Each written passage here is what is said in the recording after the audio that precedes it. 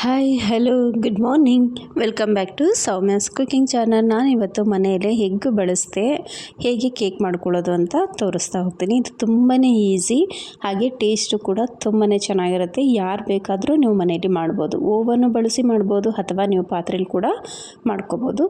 ಇದು ನಾನು ಹೇಗೆ ಮಾಡಿದೆ, ಇದಕ್ಕೆ ಬೇಕಾಗಿರುವಂತಹ ಇಂಗ್ರೀಡಿಯೆಂಟ್ಸ್ಗಳೇನು ಪ್ರತಿಯೊಂದು ಕೂಡ ನಾನು ಈ ವಿಡಿಯೋದಲ್ಲಿ ತೋರಿಸ್ತೀನಿ.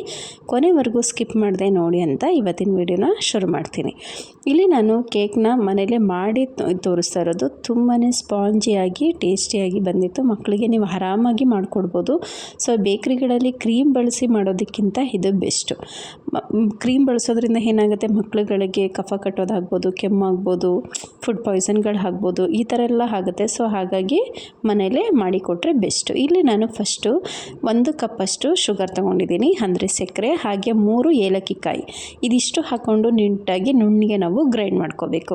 ಆ ಗ್ರೈಂಡ್ ಮಾಡ್ಕೊಂಡಂತಹ ಪೌಡ್ರನ್ನ ನಾವು ಫಸ್ಟು ಜರಡಿ ಇಟ್ಕೋಬೇಕು. ಜರಡಿ ಹಿಡಿಯೋದ್ರಿಂದ ಏನಾಗುತ್ತೆ, ಏಲಕ್ಕಿ ಕಾಯಿ ಹಾಕಿರ್ತೀವಲ್ಲ, ಸೊ ಅದ್ರದ್ದು ಸಿಪ್ಪೆ ಕೂಡ ಇರುತ್ತೆ. ಕೆಲವು ಮಕ್ಕಳು ಅದನ್ನು ಇಷ್ಟಪಟ್ಟು ತಿನ್ನೋದಿಲ್ಲ. ಸೊ ಹಾಗಾಗಿ ನಾನು ಅದನ್ನು ರಿಮೂವ್ ಮಾಡ್ತೀನಿ. ಹಾಗೆ ಸಕ್ಕರೆಲಿ ಏನಾದ್ರೂ ಸ್ವಲ್ಪ ಅದು ನುಣ್ಣಗೆ ಆಗದೆ ಇರೋದು ಇದ್ದರೆ ಅದು ಕೂಡ ಸಪ್ರೇಟ್ ಆಗುತ್ತೆ. ಏನಾಗಿದೆ, ಅಕಸ್ಮಾತ್ ನಾವೇನಾದರೂ ಡೈರೆಕ್ಟಾಗಿ ಅದನ್ನ ಪೌಡ್ರ್ ಮಾಡದೆ ಹಾಕಿದಾಗ ಏನಾಗುತ್ತೆ, ನೀಟಾಗಿ ಮೆಲ್ಟ್ ಆಗೋಲ್ಲ ಇದು ಶುಗರು. ಸೊ ಹಾಗಾಗಿ ನಾವು ಪೌಡ್ರ್ ಮಾಡಿ ಹಾಕಿದ್ರೆ ಬೆಸ್ಟು. ಇದಕ್ಕೆ ನಾನೀಗ ಅರ್ಧ ಸ್ಪೂನಷ್ಟು ಬೇಕಿಂಗ್ ಸೋಡಾ ಹಾಗೆ ಬೇಕಿಂಗ್ ಪೌಡರ್ ಅರ್ಧ ಸ್ಪೂನ್, ಒಟ್ಟು ಎರಡನ್ನೂ ಅರ್ಧ ಸ್ಪೂನ್ ಹಾಕ್ಕೊಂಡಿದ್ದೀನಿ. ನಿಮಗೆ ಇದು ಎಲ್ಲ ದಿನಸಿ ಅಂಗಡಿಗಳಲ್ಲೂ ಸಿಗುತ್ತೆ, ನೀವು ಆರಾಮ್ಸೆ ತೊಗೊಂಬರ್ಬೋದು. ಹಾಗೆ ಇಲ್ಲಿ 1 ಕಪ್ಪಷ್ಟು ಮೈದಾ ಹಾಕ್ತಾಯಿದ್ದೀನಿ, ಅಥವಾ ನೀವು ಬೇಡ ಅನ್ನೋರಾದರೆ ನೀವು ಗೋಧಿ ಹಿಟ್ಟು ಕೂಡ ಬಳಸ್ಕೋಬೋದು. ಹಾಗೆ ಒಂದೇ ಚಿಟಿಕೆಯಷ್ಟು ಉಪ್ಪು ಮತ್ತು ಕುಕ್ಕಿಂಗ್ ಆಯಿಲು 2 ಸ್ಪೂನು. ನೀವು ಮನೇಲಿ ಯಾವುದು ಕುಕ್ಕಿಂಗ್ಗೆ ಯೂಸ್ ಮಾಡ್ತೀರೋ ಅದೇ ಆಯಿಲ್ನ ನೀವು 2 ಸ್ಪೂನ್ ಹಾಕ್ಕೊಂಡ್ರೆ ಸಾಕು. ಮತ್ತು ಇಲ್ಲಿ 1/4 ಕಪ್ಪಷ್ಟು ಕಾಯಿಸಿ ಆರಿಸಿರುವಂತಹ ಹಾಲು.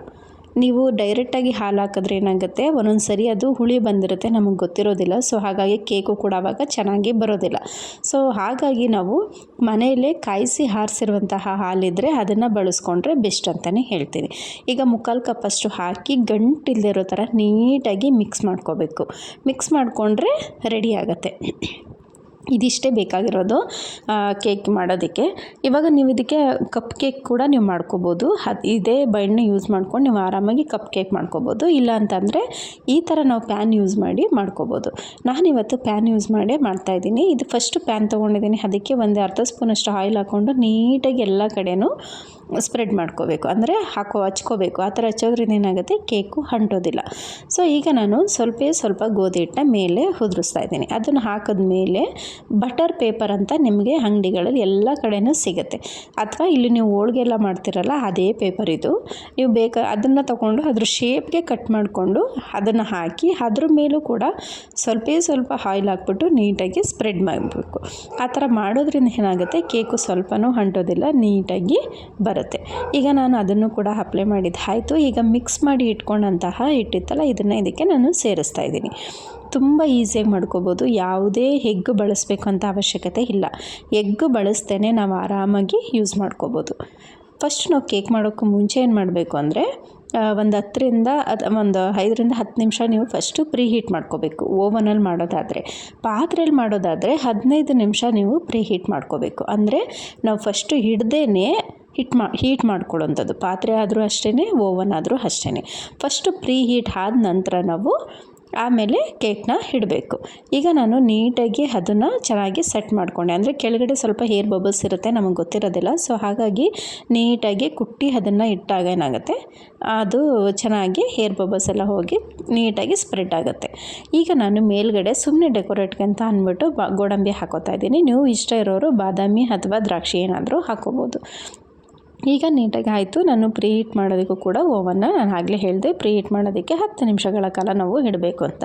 ನಾನಿಲ್ಲಿ ನಮ್ಮ ಮನೇಲಿ LG ಮಿಷಿನ್ ಯೂಸ್ ಮಾಡ್ತಾಯಿದ್ದೀನಿ. ಇದು ತುಂಬಾ ಚೆನ್ನಾಗಿದೆ, ಸ್ಕ್ರೀನ್ ಟಚ್. ಇವಾಗ ಹೊಸದಾಗಿ ಬಂದಿರೋದು ಚಾರ್ಕೋಲ್ ಇದ್ರದ್ದು ಲೈಟದು.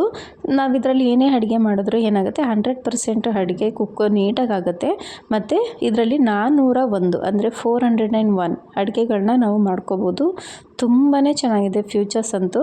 ಎಲ್ಲ ಸೆಟ್ ಮಾಡಿಬಿಟ್ಟಿರ್ತಾರೆ ಅವರೇ. ಈಗ ಬೇಕ್ರಿ ಐಟಮ್ಸ್ ಅಂದ ತಕ್ಷಣ ನಾವು ಬೇಕ್ರಿ ಐಟಮ್ಸ್ನ ಬಟನ್ ಮಾಡಿ ಇದು ಮಾಡಿದಾಗ ಅವ್ರು ಕರೆಕ್ಟಾಗಿ ಪ್ರೀ ಹೀಟು ಸೆಟ್ ಮಾಡಿರ್ತಾರೆ. ಸೊ ಅದಾದ ತಕ್ಷಣವೇ ನಾವು ಸುಮ್ಮನೆ ಅದು ಕೇಕು ಬಿಸ್ಕೆಟ್ ನಾವು ಏನೇ ಇಟ್ಟು ಮತ್ತೆ ಸ್ಟಾರ್ಟ್ ಮಾಡಿದಾಗ ಏನಂತ ಅವ್ರು ಕರೆಕ್ಟ್ ಟೈಮ್ಸ್ ಅವ್ರು ಫಿಕ್ಸ್ ಮಾಡಿರ್ತಾರೆ. ನಾವೇನು ಎಕ್ಸ್ಟ್ರಾ ಮಾಡುವಂಥ ಅವಶ್ಯಕತೆಯೇ ಇಲ್ಲ. ಪ್ರತಿಯೊಂದು ಅಡುಗೆಗಳಿಗೂ ಅವರು ಕರೆಕ್ಟಾಗಿ ಸೆಟ್ ಮಾಡಿ ಬಿಟ್ಟಿರ್ತಾರೆ. ಸೊ ಹಾಗಾಗಿ ಇದು ತುಂಬಾ ಚೆನ್ನಾಗಿದೆ. ನೀವು ಕೂಡ ಬೈ ಮಾಡ್ಬೋದು. ಬಟ್ ಸ್ವಲ್ಪ ಕಾಸ್ಟ್ ಇದೆ, ಇಲ್ಲ ಅಂತಲ್ಲ, ಒಂದು 25ವರೆಗೂ ಇದೆ.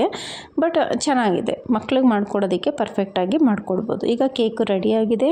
ನೋಡ್ತಾ ಇದ್ರಲ್ಲ ಎಷ್ಟು ಚೆನ್ನಾಗಿ ಸ್ಪಾಂಜಿಯಾಗಿ ಬಂದಿದೆ ಅಂತ. ಟೇಸ್ಟು ತುಂಬಾ ಚೆನ್ನಾಗಿತ್ತು. ನನ್ನ ಮಕ್ಕಳಂತೂ ತುಂಬ ಇಷ್ಟಪಟ್ಟು ತಿಂದರು. ನಿಮಗೂ ಈ ವಿಡಿಯೋ ಇಷ್ಟ ಆಯಿತು ಅಂತ ಅನ್ಕೋತೀನಿ. ಮತ್ತೆ ನೆಕ್ಸ್ಟ್ ವಿಡಿಯೋದಲ್ಲಿ ಸಿಗೋಣ ಫ್ರೆಂಡ್ಸ್. Take care all.